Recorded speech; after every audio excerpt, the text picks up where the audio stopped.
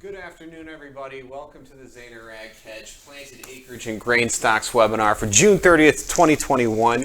Remember, trading futures involves risk and is not suitable for all investors, and everything we talk about here today is just our own opinion and not a direct trade recommendation.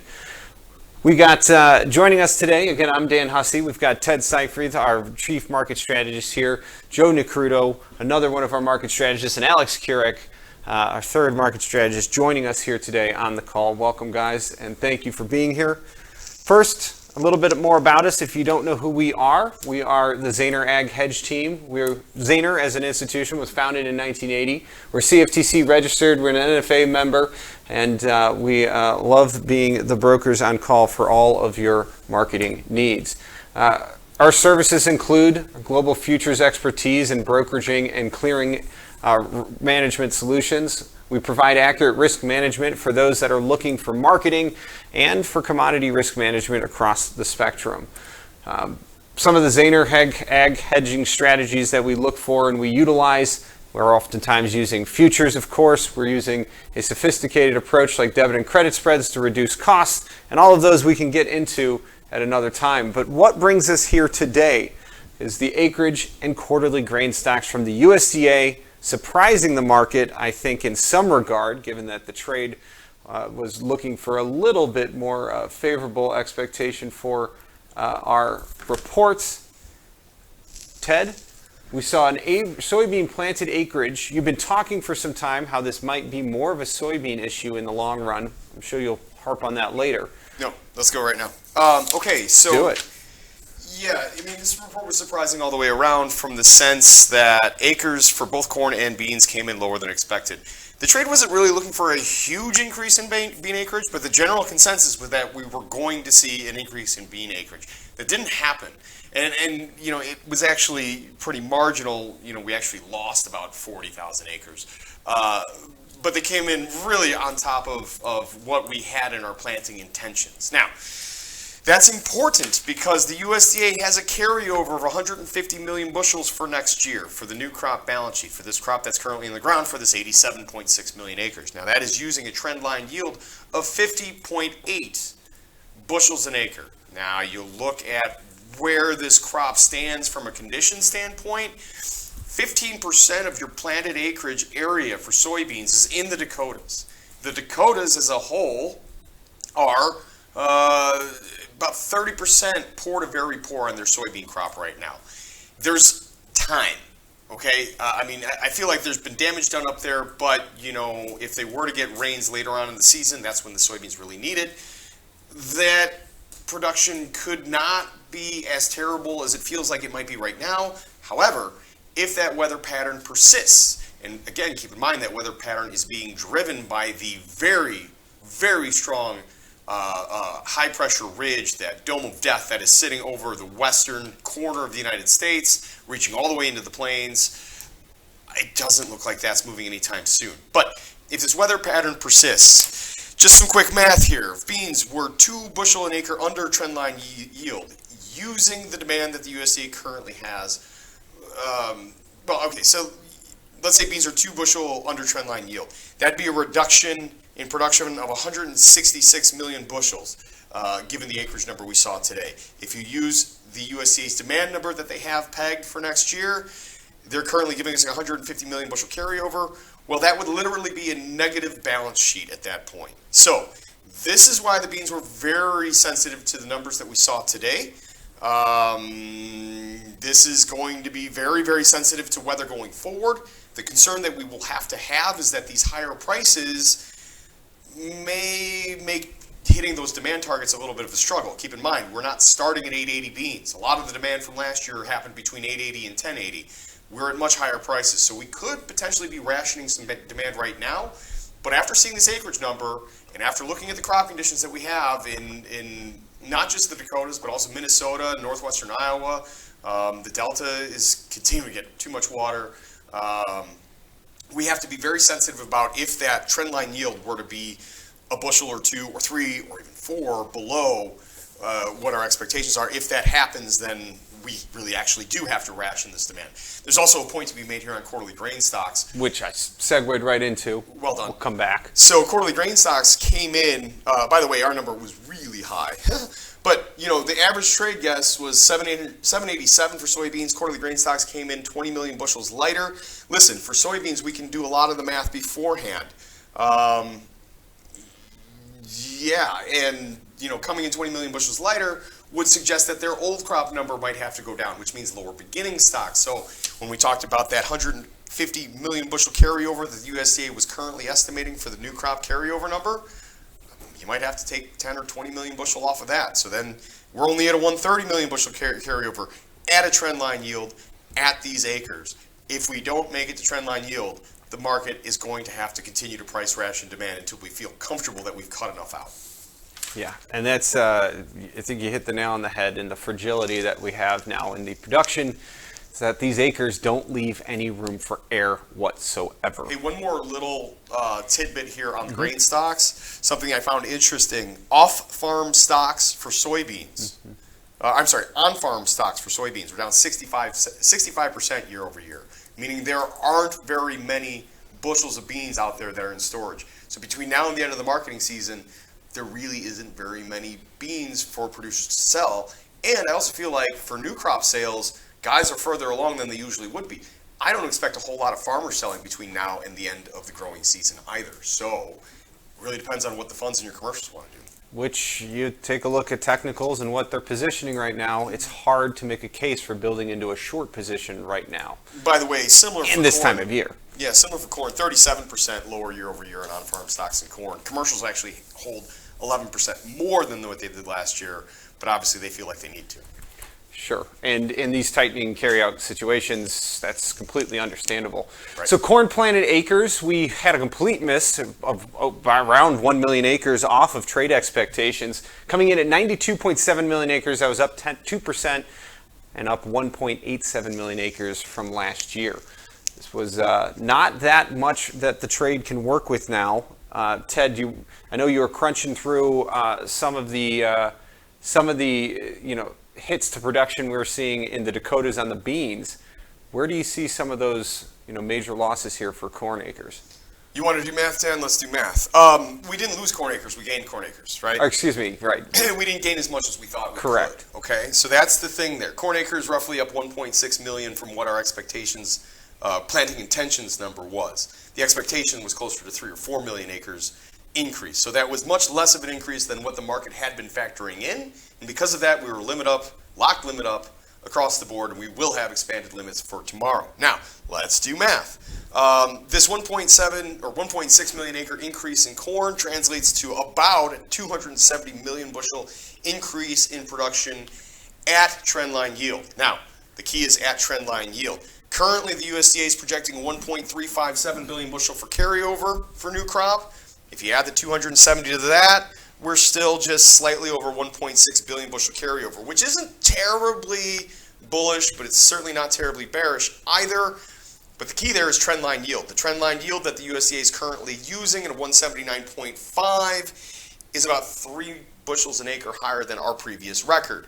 If you take 3 bushels off of the trendline yield, that puts us right back. It pretty much scratches the higher acreage number and puts us right back to that 1.357 billion bushel carryover. But if you take 6 bushels off, well, then we are really flirting with being sub 1.1 or even sub 1 billion bushel carryover in corn. And that's where the tightness comes from. Because again, keep in mind, Brazil had a short crop. China came in here and bought 11 million metric tons here not that long ago. It seems that global demand for corn is there even at these higher prices. So you have to feel pretty good about corn demand going forward, and you don't have as much of a cushion or room for error with the higher acreage number that the market had been factoring in. So now we really, really do have to be worried about whether we're going to hit that trendline yield, or if we're not, the big question really is how much off that trendline yield could we possibly be? Yes, and some of those acreage increases here up in the Dakotas, specifically Minnesota, where we're seeing conditions that haven't been improving.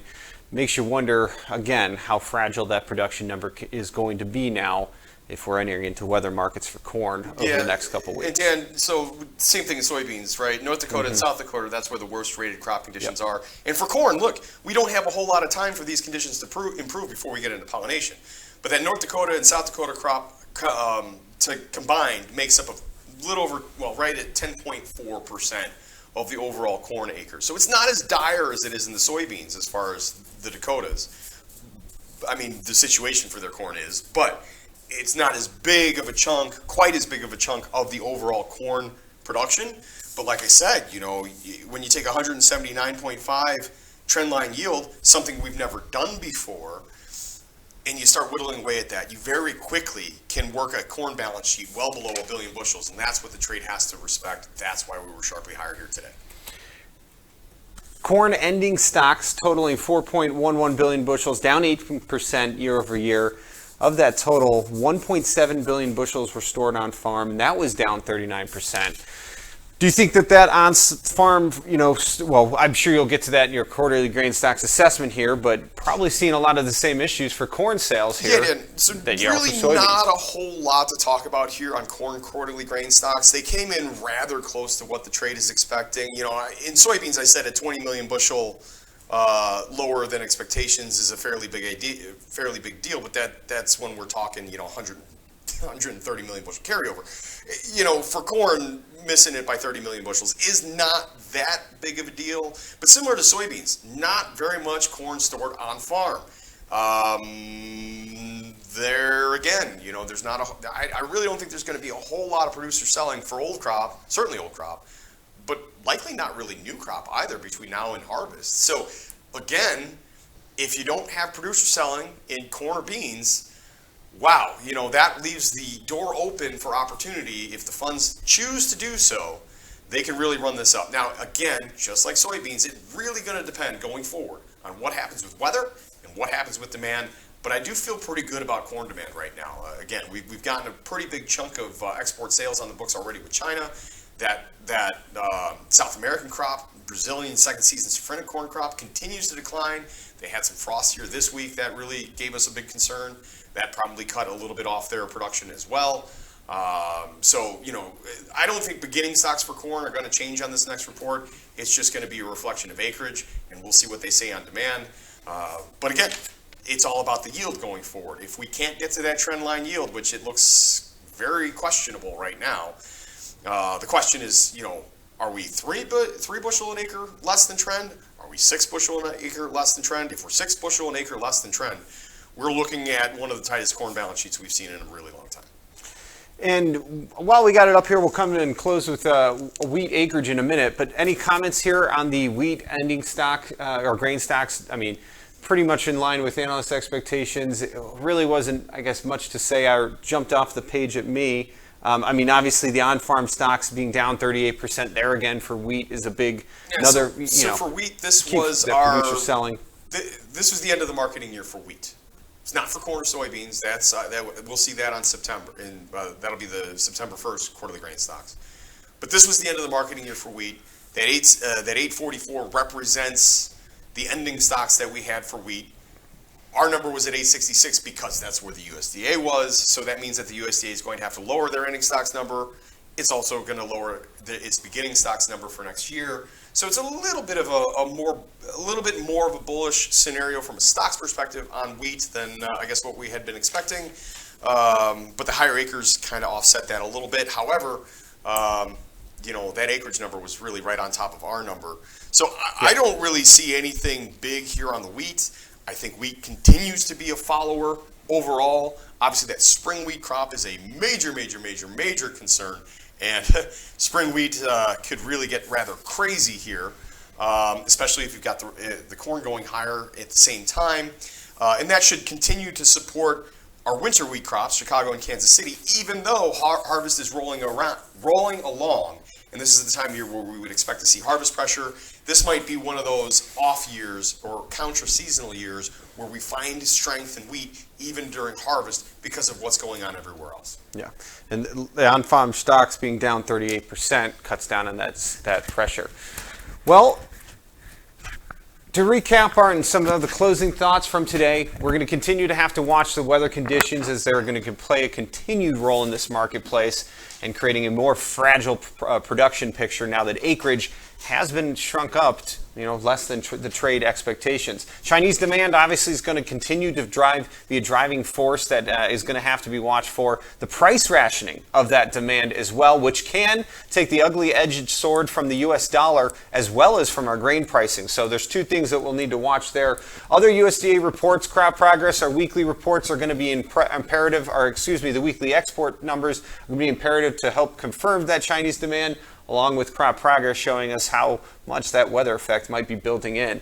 Of course, there's legislative issues going on right now with the EPA and some of our ethanol mandates. That can, of course, turn the corn and ethanol demand on a dime. And then, of course, South American production will come and their planting season will come around the corner, watching their export markets to dry up here, though, to keep demand on our markets. Also, Dan, I would interject.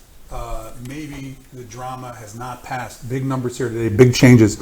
But from the fund perspective, practically speaking, we're within a dime in both corn and beans. Coming into the day, the funds are long about 66,000 contracts worth of beans, about 120-something thousand contracts of corn. Today, big buyers in beans, to me, signaling that they are fully aware of these fundamentals or fully ready for these fundamental changes. And now they've got this fundamental information firmly in their teeth, and they could possibly run. And so if we start to close, a dime, 10, 20 cents higher in the next couple of trading sessions, man, oh man, the table is really set for these funds to begin to add back. They've been chased out of a lot of positions in beans, some positions in corn. You've seen an open interest drop in corn, specifically about 400,000. I don't have the number in front of me, but huge open interest drop. Where, in my opinion, maybe they're bumping into what I would consider some sort of volatility filter. Too much volatility, maybe they're going to take their ball and go home. But now they may be back to the game. It's got the fundamental scenario. They really could begin to run this market. The table is set for that. And so, I would suggest that traders of all stripes, whether it's producers or processors, folks who are looking for price action, you have to respect the fact that this thing could really begin to run if the funds take off. Yeah, and so long story short there for everyone, we're not in those overbought conditions. Funds can add to their positions if they wanted to. Quite the contrary, actually. Yeah. Right. We're in a situation where we're asking ourselves, who are going to be the sellers to keep this thing down? And it's hard to make a case for a lot of your usual suspects. Absolutely. The funds really being one of those right Absolutely. now. So with all that being said, we like to work with our clients to produce a solution that fits you. Like Joe said, whether you're a producer or looking for speculative interest in the markets, we're here to help provide a no one-size-fits-all solution, a customized solution to your risk management and client needs. We consider ourselves a teaching broker. Nothing we do here goes without your full understanding, and that's what we pride ourselves on. Thanks for getting in touch with us. We can be reached here at 312-277-0050. You can find all of us on Twitter and in our Facebook groups there on the board. And be sure to check out that Ag Hedge chat group on Facebook. And we'd also be remiss if we didn't mention, we are happy to have a dialogue, right? Dan, Alex, I'm sure Ted would agree. If somebody has questions, just because you are not a customer yet, give us a call. That number's right there. We're happy to speak with you, happy to talk about your needs in terms of hedging, your needs in terms of information. We love a chance to speak with you about the Zaner business model and our points of difference and how you could maybe add some capital efficiency to the support that you get, the decision-making support that you get with the team that you have working for you. Well, thanks so much, guys, for joining us. Thank you all for being with us here today. We look forward to speaking with you, building our business relationships. And with that being said, everyone, have a great day, and we'll be back with you as price action develops. Thanks.